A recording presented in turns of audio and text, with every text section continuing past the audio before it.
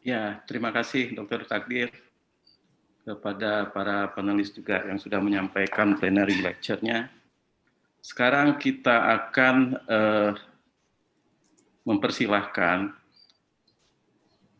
topik mengenai acute pain yang seperti kita ketahui bahwa apa yang sudah disampaikan Dr. Edi tadi, Prof. Edi tadi maaf. Jadi dengan situasi pandemik ini, apa yang harus kita lakukan? Do everything, do something, or do nothing.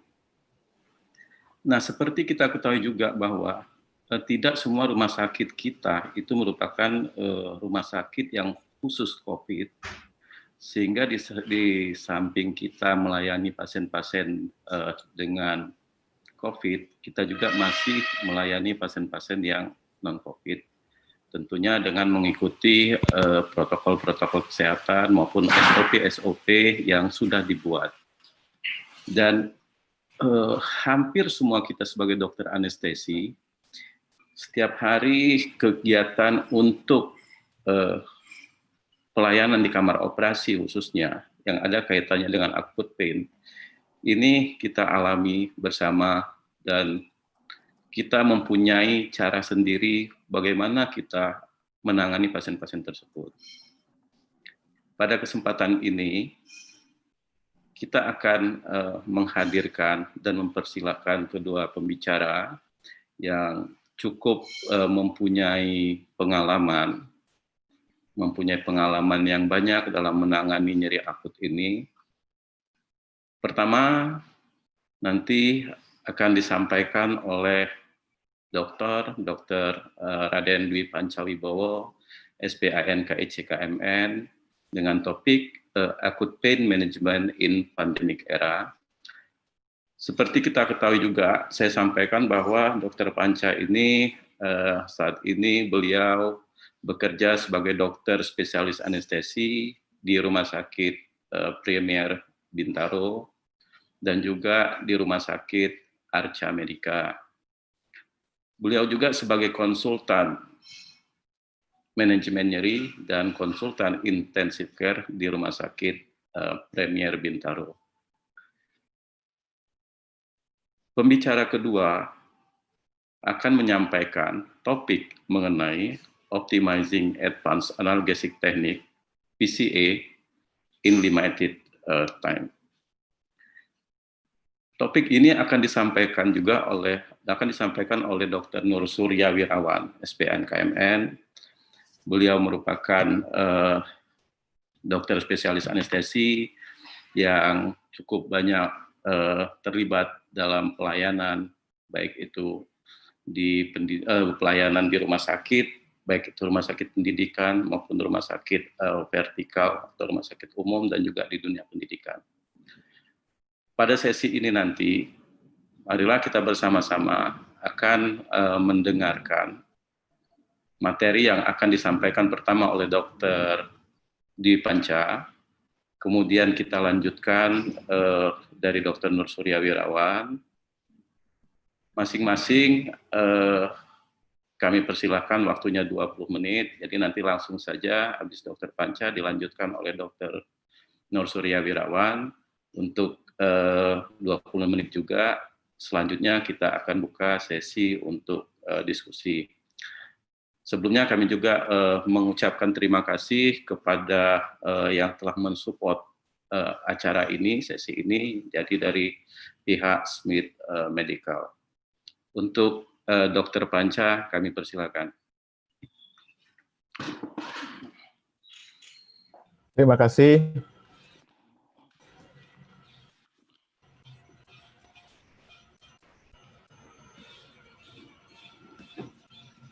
Baik, selamat pagi kepada para guru besar, para senior, teman sejawat, dan ada beberapa juga perawat yang ikut hadir dalam acara ini. Salam sejahtera buat kita semua. Terima kasih kepada ISAPM yang sudah memberikan kesempatan kepada saya membagi isu ini. Saya mengubah judulnya sedikit menjadi Pain Management During COVID-19 Pandemic, What's the Difference? Saya juga berterima kasih kepada Dr. Krisha yang sudah membantu saya dalam slide ini. Saya tidak disponsori dalam acara ini. Dan kalau kita lihat ada benda kecil yang namanya virus, itu virus corona, dan sudah mengubah dunia kita secara menyeluruh. Sebenarnya COVID ini cukup adil karena virus yang satu ini menyerang negara, seluruh negara, menyerang orang kaya, orang miskin, dengan fasilitas kesehatan yang lengkap atau tidak lengkap, semua diserang dan semua mempunyai hasil yang kita tahu bersama luar biasa. Sudah menjadi outbreak di China sejak 30 Januari dan menjadi pandemi sejak 11 Maret dan sampai saat ini belum berhenti merepotkan kita. Sudah cukup banyak teman-teman kita yang dipanggil karena COVID, seratusan dokter, lalu beberapa ratus tenaga medis yang lain. Tentu ini membuat kita terganggu. Di Indonesia sendiri sudah banyak yang meninggal karena COVID. Dan pandemi ini menyebabkan kita harus berusaha untuk mengendalikan infeksi. Sebagian besar tindakan operasi, terutama di awal-awal pandemi ini, kita tunda kegiatan baik operasi maupun tindakan-tindakan elektif. Pasien pun tidak berani datang ke rumah sakit karena takut, dan bahkan kita juga mencegah mereka datang, apalagi di usia-usia rentan atau memiliki penyakit penyerta. Dan karena itu, tentu pelayanan manajemen nyeri menjadi terganggu. Akhirnya apa? Akhirnya manajemen nyeri akut maupun kronik menjadi tidak adekuat. Tidak cuma itu, bahkan COVID ini dinyatakan juga sebagai salah satu potensi penyebab nyeri. Mengapa demikian? Karena mekanisme yang dijelaskan seperti berikut. Jadi virus ini menginfeksi sel angiotensin converter enzim di chordosalis medulla spinalis, kemudian mengubah regulasinya, terjadi peningkatan angiotensin 2 dan penurunan angiotensin 1-7, dan ini akan menyebabkan nyeri. Di samping itu, COVID ini juga menyebabkan inflamasi secara menyeluruh. Ada beberapa yang menyebutnya sebagai cytokine storm, dan ini juga menyebabkan menyebabkan nyeri yang disebut dengan nyeri inflamasi. Lantas bagaimana dengan pemberian antiinflamasi, khususnya ibuprofen atau yang lainnya dalam konteks ini? Di awal-awal pandemi, ada yang menyatakan bahwa kita sebaiknya menghindari pemberian ibuprofen atau NSAID pada kasus-kasus COVID. Tetapi ada penelitian, ada tulisan lain yang menyatakan justru pasien-pasien COVID yang mendapatkan antiinflamasi, outcome-nya lebih bagus. Tentu ini membuat kita semua menjadi bingung, yang mana yang kita pilih. Ada yang agak netral, yang menyatakan sebaiknya tidak usah diganggu dulu terapi-terapi yang sudah ada, tapi yang baru mungkin kita harus pikirkan. Nah, atas itu kemudian WHO dalam laman komentarinya dia menyatakan bahwa tidak ada bukti terjadinya efek buruk dari pemanfaatan pelayanan akut atau kelangsungan hidup jangka panjang maupun kualitas hidup bagi mereka-mereka yang menggunakan NSAID. Jadi artinya masih bisa tetap diberikan untuk jangka waktu yang tertentu. Nah, dari situ kita bisa menilai bahwa memang kita harus hati-hati menyimpulkan suatu pernyataan, baik itu berdasarkan mekanisme teori yang digagas oleh para ahli, karena sekarang banyak sekali muncul para ahli-ahli baru yang menyatakan mekanisme tertentu yang menghubung-hubungkan dengan COVID dan infeksinya. Jadi karena ada banyak kesimpulan-kesimpulan yang mereka buat justru berbeda dengan studi klinis yang sudah terjadi. Lantas bagaimana dengan penerapan analgesi multimodal pada situasi pandemi seperti sekarang? Analgesi multimodal tentu akan mengurangi efek samping seperti yang memang itu merupakan tujuan dari analgesi multimodal, dan ini tentu tetap menjaga efektivitas dari anti nyerinya. Dengan menurunkan efek samping, maka kemungkinan pasien memanggil atau membutuhkan pelayanan lain di luar pengatas nyerinya akan lebih sedikit, sehingga mengurangi transmisi virus karena pertemuan dengan staf medis dan sebagainya. Jadi ini merupakan salah satu cara juga untuk mengurangi transmisi virus. Dalam pemberian opioid tentunya harus selalu dilakukan evaluasi, apakah harus dimulai, apakah harus diteruskan, apakah harus diperbaiki dosis dan jenisnya, dan pastikan bahwa semua diberikan sesuai dengan dosis yang tepat dan tujuan yang tepat. Kemudian kita harus benar-benar menjaga agar tidak terjadi opioid withdrawal. Karena ini tentu kalau opioid withdrawal tentu akan menyebabkan pasien kembali ke rumah sakit. Bagaimana dengan pemanfaatan telemedicine? Nah, untuk kasus ini terus terang kami di rumah sakit kami belum melaksanakan pemanfaatan telemedicine khusus untuk opioid karena masalah regulasi dan sebagainya. Tetapi hal yang baik adalah kalau kita bisa menggunakan PCA dengan dosis dan cara pemasangan yang tepat nanti akan dijelaskan oleh Dr. Nur Sida Wirawan. Dan ini akan mengurangi kontak pasien dengan petugas, tentu akan mengurangi risiko transmisi virus. Nah, kendati saya ditugaskan untuk nyeri kronik, tapi saya ingin bercerita sedikit mengenai nyeri kronik karena rasanya akan sulit dipisahkan antara pelayanan nyeri akut dan nyeri kronis, terutama di rumah sakit. Pasien nyeri kronis itu memiliki risiko lebih tinggi terinfeksi COVID, sebab kita tahu bersama bahwa sistem imun dan nyeri memiliki hubungan yang sangat erat. Nyeri kronik akan berdampak pada penekanan sistem imun. Sedangkan sel-sel imun dan mediatornya juga menyebabkan nyeri inflamasi dan bahkan nantinya akan menyebabkan nyeri neuropatik melalui mekanisme desensitisasi. Nah, oleh karena itu, dalam menghadapi pasien nyeri kronik, kita harus sangat selektif untuk melakukan tindakan yang perlu diatasi. Dari berbagai literatur, memang hanya beberapa yang memang memerlukan tindakan segera, seperti misalnya kalau ada pasien dengan intrathecal pump atau neurostimulator yang terinfeksi itu segera dilakukan. Sisanya kita bisa menundanya sampai kondisi lebih stabil atau menggunakan televisit. Jadi menggunakan. Nah, kalau kita lihat gambar ini, maka kita lihat perbedaan antara masa di mana sebelum pandemi dan setelah pandemi. Yang penting adalah kita benar-benar selektif memberikan terapi, kemudian juga kita memastikan bahwa yang kita berikan memang harus diberikan, harus dilakukan, dan menggunakan APD yang tepat dan cukup aman, baik pemasangan dan pelepasannya. Terhadap pasien rawat jalan, maka kita harus melakukan kontrol yang tepat.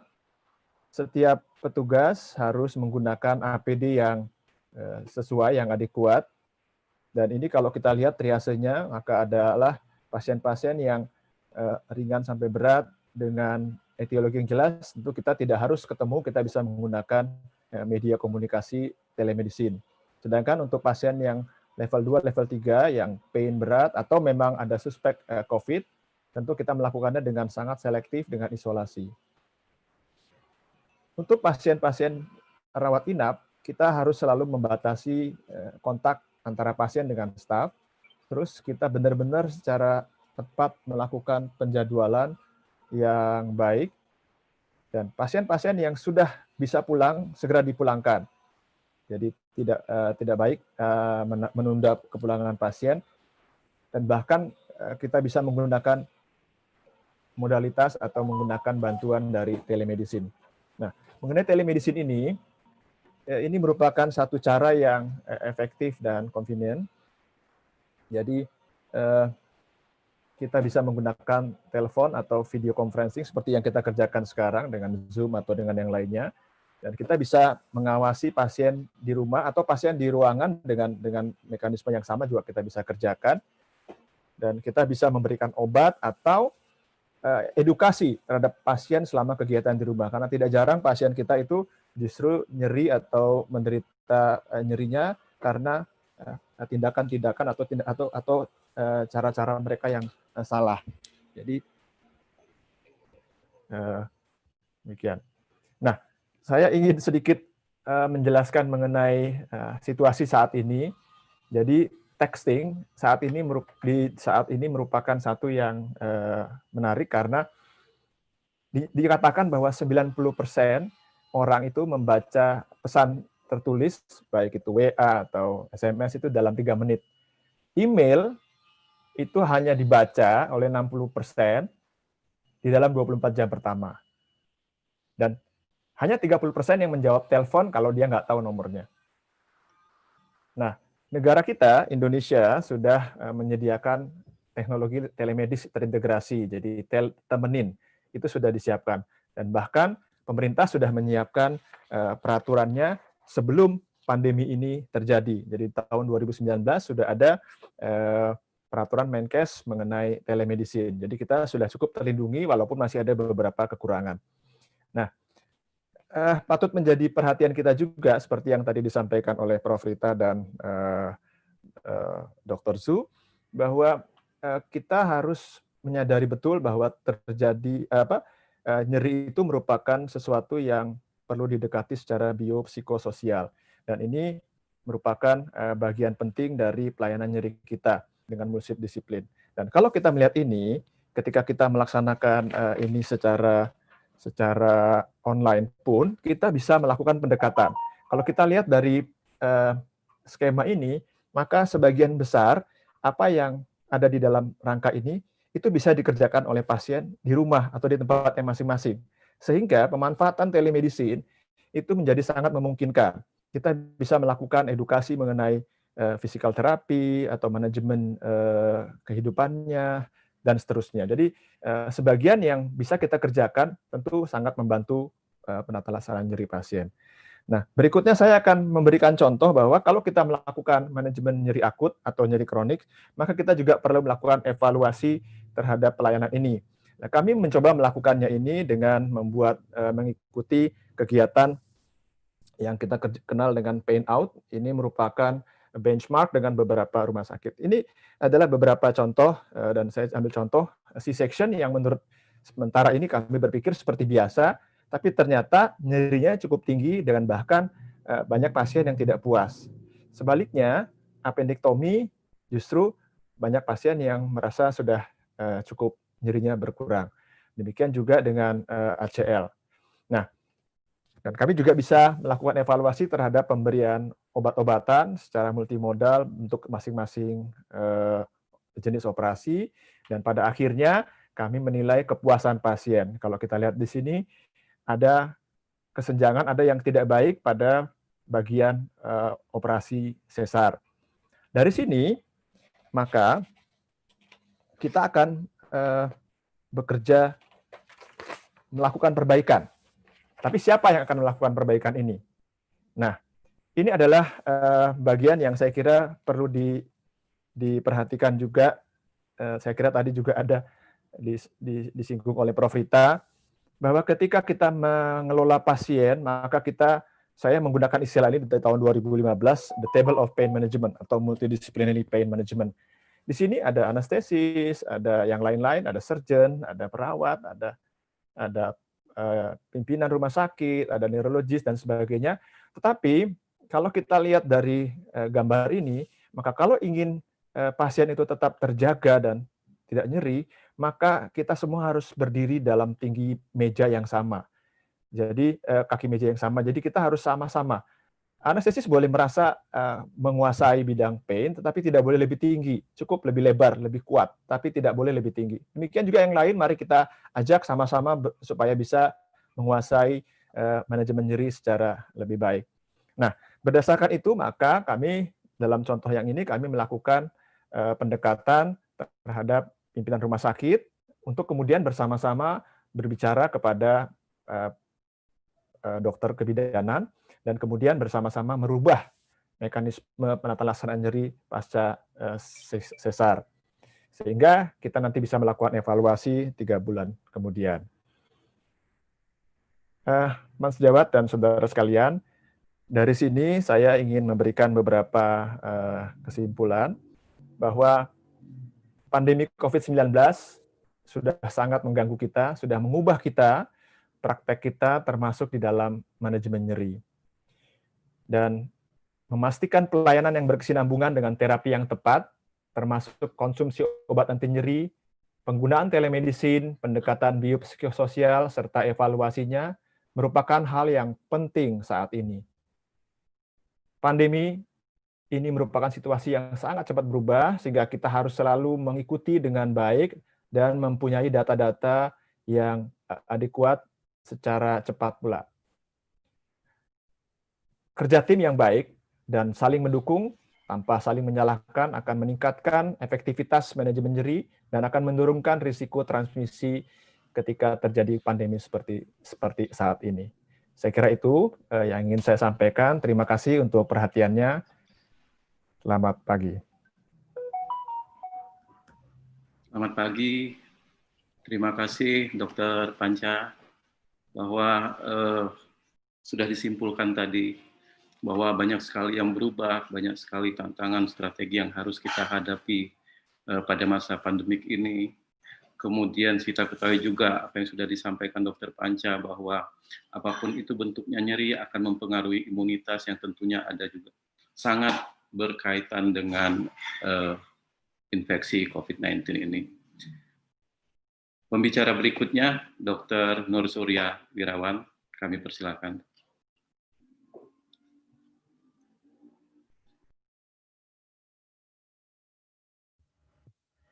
Terima kasih Dr. Rizal, terima kasih kepada para guru besar, para sejawat yang telah hadir. Jadi pagi ini saya diamanahkan mengenai topik Optimize Advanced Technique in PCA in Limited Time. Assalamualaikum warahmatullahi wabarakatuh. Sebagai pengantar, jadi selama ini kita sudah mengenal penanganan nyeri akut, salah satunya systemic administration dari analgesia drug. Ini yang paling sering kita temui. Namun dengan limited time, dengan era pandemi ini too much kontak. Jadi bagaimana kita membatasi kontak dengan pasien tanpa mengurangi penanganan kita. Pada umumnya nyeri akut pasca bedah itu dikirim ke ruangan dengan penanganan nyeri pasca operasinya itu per needed jika perlu. Jadi ini tetap ada kontak dengan pasien,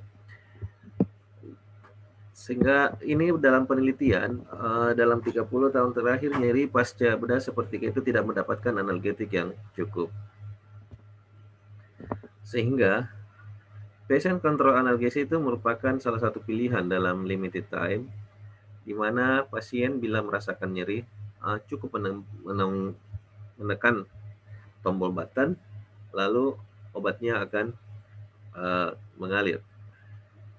Jadi ini merupakan standar teknik dalam clinical treatment dari nyeri yang membuat pasien sendiri yang mengelola jika terjadi nyeri, pasien sendiri yang memencet tombolnya. Salah satu dalam bentuk nyeri akut yang paling sering kita jumpai adalah nyeri akut pasca operasi, di mana nyeri oleh seorang sarjan itu merupakan tanda dari diagnostik. Sedangkan bagi kita seorang anestesiologis, nyeri itu merupakan suatu harmful dalam suatu recovery. Ini ada beberapa roles dari post-operative pain management. Bagaimana pasien nyaman, bagaimana aliran increase local blood flow, bagaimana early ambulasi, dan bagaimana kita mencegah dari segala komplikasi. Ini dari roles of post-operative pain management. Pada umumnya post-operative pain control after surgery biasanya dengan penanganan oral NSAID. Jika operasi torakotomi atau laparotomi epidural analgesi, pada umumnya menggunakan intravenous infusion of opioid. Ini salah satu bentuk patient control analgesia yang kita miliki. Dalam hal ini kita CADD, di mana kita memiliki kaset ada yang 50 cc, ada yang 100 cc. Dalam pengalaman sehari-hari 50 cc ini kadang dalam belum cukup 12 jam ini sudah habis, sehingga dalam limited time, saya lebih menyarankan menggunakan yang kaset yang lebih besar, 100 cc. Jadi ini sebagai gambaran bagaimana jika kita menggunakan PCA, patient control analgesia, dibandingkan dengan pengelolaan nyeri dengan per needed. Kita tadi sudah mengetahui bahwa dengan patient control analgesia, pasien cukup menombol tekan, obat akan mengalir. Sehingga cutting time. Jadi jika alur dari pasien mengeluh nyeri, menelpon perawat, perawat menilai, lalu melapor lagi ke DPJP, ini ada beberapa waktu yang spending time. Sehingga jika dengan memberikan dengan melalui PCA, ini ada beberapa siklus yang terpotong, sehingga langsung pasien dengan menekan PCA bolus, dia langsung di jalur ini. Ya. Sehingga PCA merupakan gold standar, jadi PCA itu tidak ada lagi administration delay. Ya. Tadi sudah disinggung sebelumnya oleh Dr. Panca, jadi bagaimana dalam PCA itu memelihara kadar obat dalam plasma, ya, di minimum effective analgesic concentration. Nah, ini dengan pemberian PCA dia tetap dalam level analgetik dibandingkan dengan yang garis putus-putus ini, by the clock. Ya, jika kita memberikan obat contoh misalnya per 8 jam atau per needed, maka ini akan ada rentang jauh di dalam melewati dari minimum effective analgesic concentration. Ini adalah efikasi dari PCA, di mana dari ANSCA 2010 ini intravenous opioid PCA provide better analgesia than conventional parenteral opioid regimen. Patient preference for IV PCA dibandingkan dengan conventional regimen. Ya. Dalam PCA akut postoperative pain management, jadi keuntungan-keuntungan dari patient control analgesia itu ya tadi sudah dikatakan bahwa dia better pain control, ya. Dan memang kebanyakan pasien yang kita tangani pada umumnya, apalagi sekarang sudah ya mungkin di awal-awal belum terbiasa, namun dari sosialisasi dari pasien ke pasien sehingga banyak pasien sendiri yang meminta boleh memakai alat ini. Di samping daripada itu mengurangi resiko dari komplikasi yang sering kita jumpai jika kita menggunakan syringe pump biasa atau IV pump biasa continue. Dan tentu saja outcome, jadi greater patient satisfaction. Jadi outcome-nya bagaimana pasien lebih merasa puas. Efek samping yang sering kita jumpai daripada penggunaan IV syringe pump biasa, di mana sedasi, overdose dari efek side effect ini tidak terjadi pada PCA, dan tentu saja recovery lebih cepat. Ya. Dan yang terpenting yaitu bagaimana reducing nursing time. Ya, apalagi dengan waktu yang sekarang saat pandemi, mana kontak kita harapkan kurang dengan pasien, ini sangat bermanfaat. Tetapi tidak semua pasien itu good candidate untuk for PCA. Pasien harus kooperatif, dia harus mengerti konsep dan mampu memencet tombol. Sehingga kadang untuk pasien anak-anak tidak, jadi di bawah 7 tahun tidak diperkenankan untuk menggunakan PCA. Ya tentu dengan penggunaan PCA ini ada beberapa kekurangan di mana kita membutuhkan device ya, membutuhkan kasetnya dan extensionnya, ya membutuhkan IV access, dan tentu perlu perhatian jika terjadi programming error.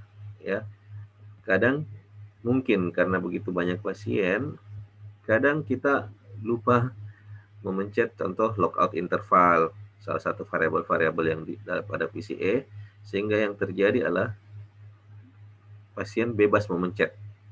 Ya, ini yang kita perlu hati-hati. Ya. Atau jika terjadi pasien itu yang men-settingnya adalah perawat, namun itu adalah keluarganya. Ya, ini yang pernah juga terjadi, di mana disettingkan oleh keluarganya karena pasien sendiri meminta. Pak, ini biasa pada nyeri cancer, nyeri kronik. Ada beberapa masalah-masalah yang timbul pada PCA, ya. Jadi jika kooperator error, jika tidak konsentrasi dengan baik pada men-setting alat PCA, ada variabel-variabel penting yang kita lupakan, ya. Kerusakan pada klem pipa. Jadi dalam setting PCA itu ada alarm. Ada alarm yang jika terjadi klem pada pipa atau terjadi gelembung udara, itu terdeteksi oleh alarm. Namun kebiasaan, ya kadang ada kebiasaan oleh operator PCA, saya pun juga biasa kadang mematikan alarmnya. Karena kita tidak mau terganggu, kadang dengan alarm, pasien mengeluh kenapa bunyi, kadang kita mematikan alarmnya. Itu bukan kebiasaan yang baik, karena sebenarnya itu bubble detection ada pada alarm, atau ada terjadi klem pada pipa, atau pengisian daripada kasetnya. Jadi kaset itu ada 50 cc, ada yang 100 cc. Ya. Atau pasien itu ketidakmampuan untuk merespon terhadap alarm pengaman, atau alarmnya sendiri tidak berfungsi, atau pemberian dosis yang tidak sesuai kita settingkan. Kadang keterlambatan penyediaan siring dari pengganti dari farmasi. Ini sering terjadi. Jadi kadang pasien sudah habis, belum ada ketersediaan untuk pengganti kaset yang sudah terisi. Dan yang terpenting lagi adalah kunci. Jadi PCA itu memiliki kunci yang sering entah di mana diletakkan. Jadi ada kunci PCA, jadi ini pengalaman sehari-hari, jadi harus ada tertentu tempat peletakan dari kunci PCA. Dari sisi pasien, jadi pasien kadang tidak memahami terapi PCA, ketidakmampuan menekan tombol dosis, atau pengertian yang salah tentang alat PCA, atau pasien lupa. Jadi jika belum diedukasi, pasien kadang lupa dalam gunakan alat PCA. Mechanical problem, jadi dari alat PCA-nya sendiri, contoh tidak dapat diberikan, ya ini alatnya yang error, tidak dapat diberikan sesuai kebutuhan, atau kasetnya pecah, atau katup penghubung konektor yang rusak, termasuk kateter intravena yang bocor, atau alatnya sendiri yang tidak berfungsi. Ini ada beberapa hal-hal yang perlu kita perhatikan dalam setting. Jadi dalam dosis parameter, ini bolus dos. Jadi bolus dos itu adalah dosis yang keluar jika pasien memencet PCA, tombol button, maka dosis obat yang keluar itu dikatakan dengan bolus dos. Ini mereview kembali bagi teman-teman. Lockout interval, kita semua ketahui bahwa lockout interval, pasien setelah memencet, dia akan mengeluarkan obat setelah melampaui lockout interval ini. Jadi walaupun dia sudah memencet saat ini, lalu misalnya kita memencet lockout interval 10 menit, namun pasien memencet 5 menit kemudian, obat yang diberikan itu tidak akan keluar. Nanti dia keluar setelah melampaui waktu yang kita tentukan. Loading dose, jadi ini initial dose dari analgetik yang kita berikan, jadi di awal dari pasien. Jadi pada saat kita ingin memberikan, ini initial dose untuk maintenance daripada level analgesia. Background infusion, jadi ini dosis yang kita tetapkan. Jadi pada saat pasien tidak memencet, tetap ada obat yang mengalir untuk menjaga constant rate atau menjaga concentration daripada plasma. Dose limit, jadi ini dose limit, dosis yang kita tetapkan biasanya dalam 4 jam maksimum obat yang didapatkan oleh pasien segini. Ini yang dikatakan dose limit. Di alat CADD tadi, jadi kita dapat melihat berapa kali percobaan pasien melakukan bolus dos. Jadi dia memencet itu berapa kali. Ini penting kita ketahui karena sebagai gambaran, jika lebih dari 3 kali dalam 1 jam terjadi pemencetan oleh pasien, berarti kita harus merubah dosis atau konsentrasi daripada obat. Ya, itu jadi ini sebagai parameter bagi kita mengevaluasi, oh ternyata pasien sudah dalam 1 jam ini sudah lebih 3 kali memencet alat ini, sehingga perlu kita lihat apakah regimen yang kita berikan sudah tepat atau pasien ini obat dosisnya sudah tepat atau perlu kita naikkan. Ini dari literatur adalah guideline untuk PCA untuk opioid. Jadi bagaimana pengaturan dari bolus dos dari fentanyl, hidromorfon, oksikodon, pengaturan dari lockout intervalnya, dan background infusionnya. Sekarang, apa yang diperlukan dalam untuk penggunaan daripada PCA? Tentu edukasi ya. Jadi bagaimana kita mengedukasi daripada perawat yang terlibat. Dianjurkan jika suatu rumah sakit memiliki suatu sistem akut pain service, jadi yang terlibat dalam penata laksanaan ini adalah perawat yang sudah terlatih atau yang terlibat di sistem akut pain service. Jadi sudah diedukasi, di mana jika selama ini kita menggunakan nurse base, jadi nurse yang terlatih yang ikut dalam penata laksanaan PCA, begitu pula dengan pasien dan keluarganya yang diedukasi. Ya. Karena jika tidak kurang daripada edukasi, sering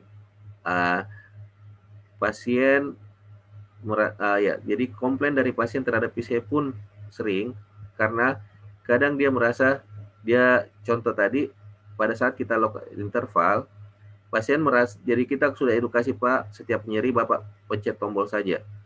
Namun kita tidak mengedukasi bahwa ada batasan-batasan, bahwa contoh dalam lockout interval, selama Bapak ada waktu yang kita telah tetapkan, Bapak memencet, obat itu tidak akan keluar. Jadi di pengalaman sering karena kita sudah men-setting lockout interval, pasien memencet sebelum waktu lockout interval.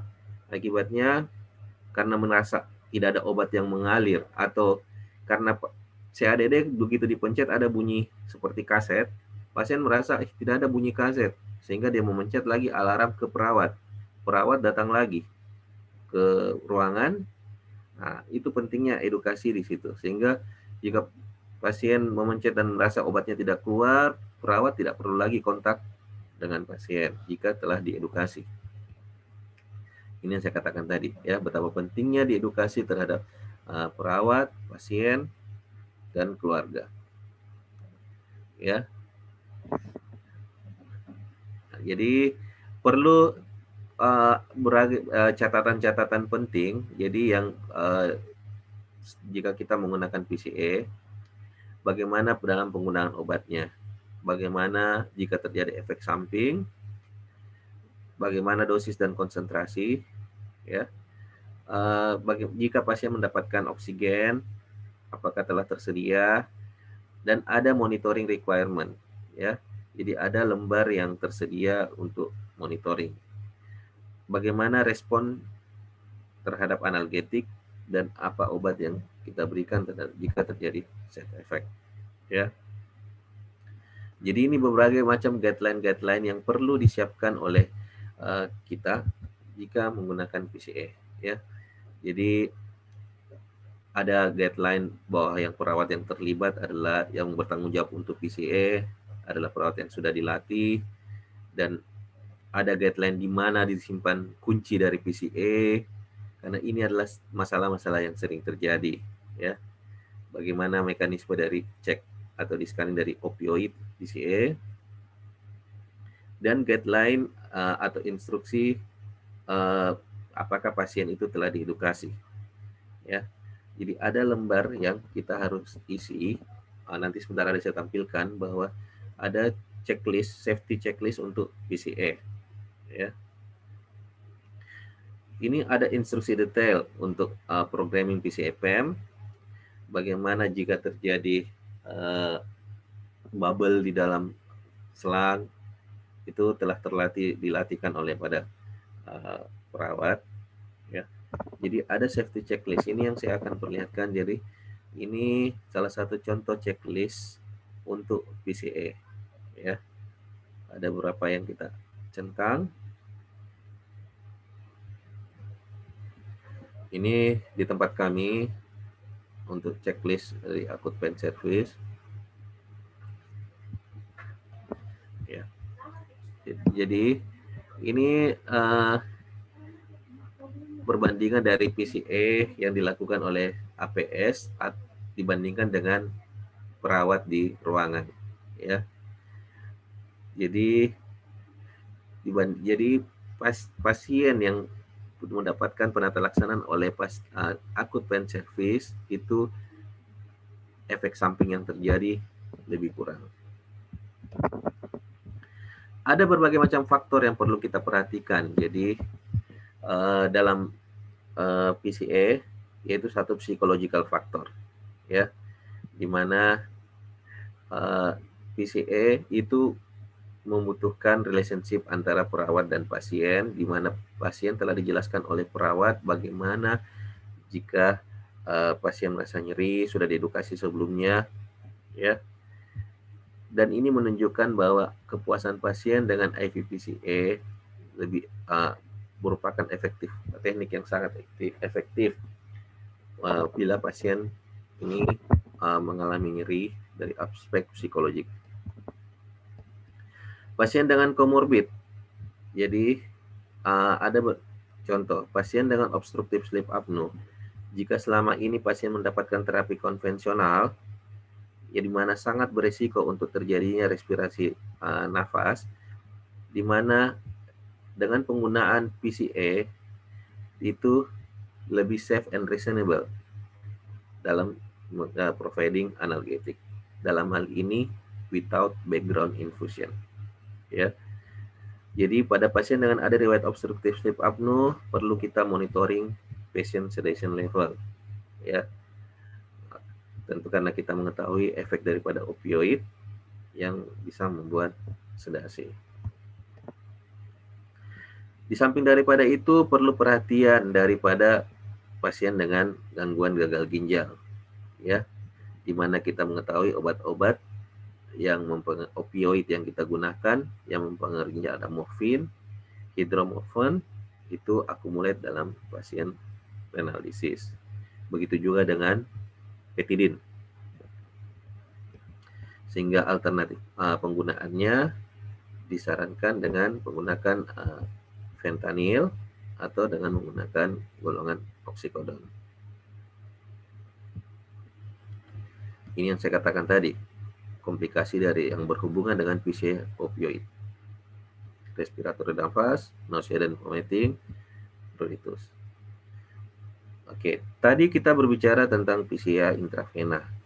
Ada jalur lain penggunaan patient control analgesia yaitu melalui epidural. Jadi jika kita menggunakan epidural,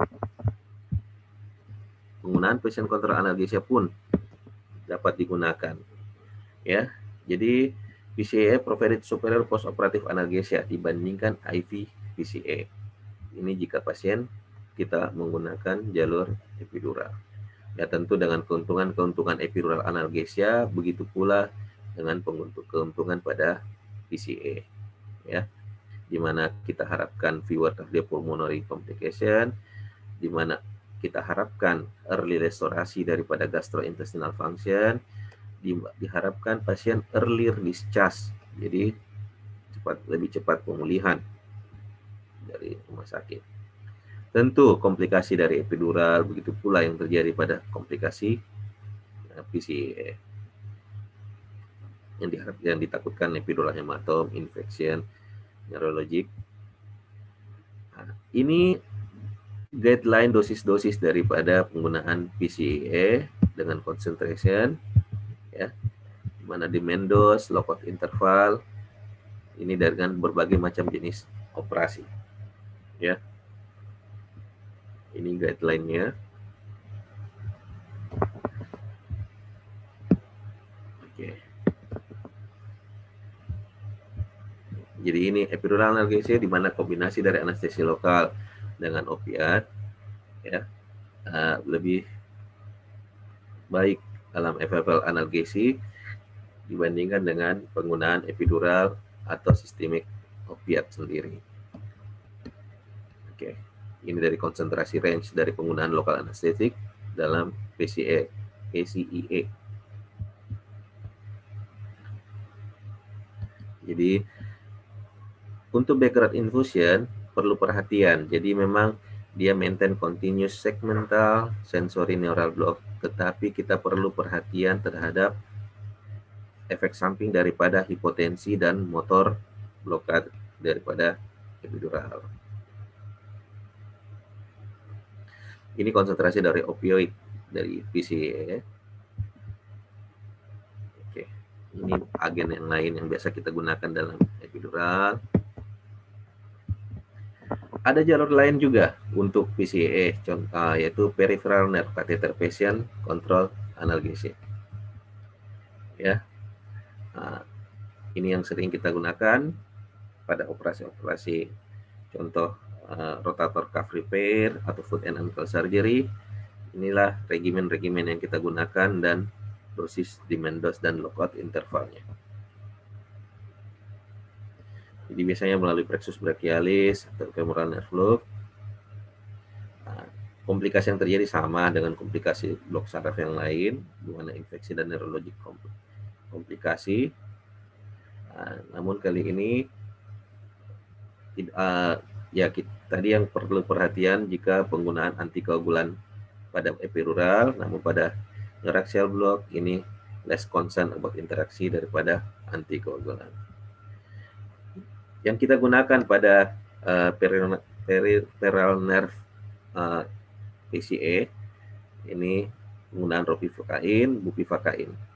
Ini regennya, agennya. Oke, sekian dari saya. Terima kasih atas kesempatan diberikan. Saya kembalikan kepada moderator, Dr. Rizal. Kasih, Dok. Terima kasih, Dr. Nur. Jadi sudah sama-sama kita dengarkan bahwa manfaat dari PCA yang kita di era COVID ini, di mana kita ketahui bahwa ada 3 komponen yang berperanan di situ, baik dari sisi kita sebagai operator, kemudian dari pasiennya sendiri maupun dari alat. Kemudian penggunaan PCA, baik itu melalui intravena, kemudian melalui epidural, maupun melalui peripheral nerve. Untuk selanjutnya ini di hadapan saya ada 2 pertanyaan yang mungkin ditujukan ke Dr. Nur Surya Wirawan.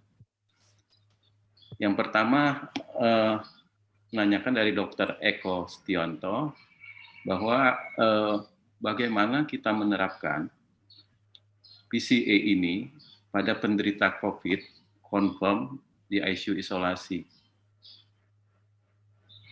Itu Dr. Nur. Kalau boleh saya lanjutkan yang kedua, jadi ada 2 pertanyaan. Dari Dr. Eric Effendi menanyakan bahwa CADD yang ada itu mempunyai lockout interval 5-10 dan seterusnya. Sementara saat ini kita mempunyai sediaan remifentanil yang LOI-nya 2-3 menit. Kemudian bagaimana caranya kita melakukan atau mensiasati LOI dari remifentanil tersebut.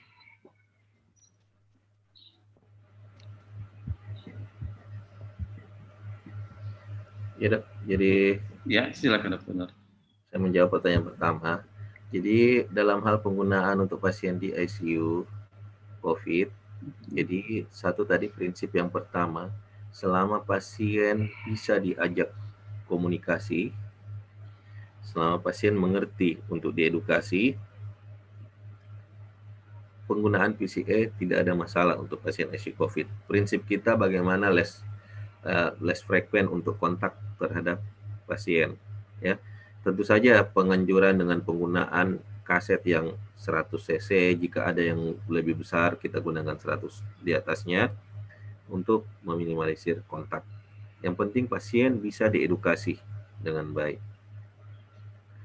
yang kedua tadi yang remifentanil ya. Jadi contoh tadi saya katakan, memang untuk penggunaan remifentanil itu kita untuk nyeri akut ya. Jadi memang tadi dikatakan bahwa bagaimana karena LOE-nya 2 sampai 3 menit. Jadi memang pembatasan penggunaan. Jadi untuk nyeri berkelanjutan kita tidak menyarankan penggunaan itu. Kita lebih menyarankan golongan opioid lain ya. Memang disarankan untuk penggunaan remifentanil dalam intraoperatif karena dia strong analgetik, dibandingkan lagi dia level pulihnya lebih cepat. Namun kita bisa menyiasati tentu dengan mengatur konsentrasi ya, di mana kita dengan penggunaan konsentrasi kita encerkan sehingga kita bisa mengatur dengan menggunakan contoh dari LOE 3 menit, kita bisa mengurangi konsentrasinya sehingga bisa mencapai 6 menit. Nah, itu yang bisa diberikan. Oke, Dok. Ya, terima kasih Dr. Nur. Semoga apa yang sudah disampaikan tadi bisa mengakomodir atau menjawab apa yang sudah ditanyakan tadi.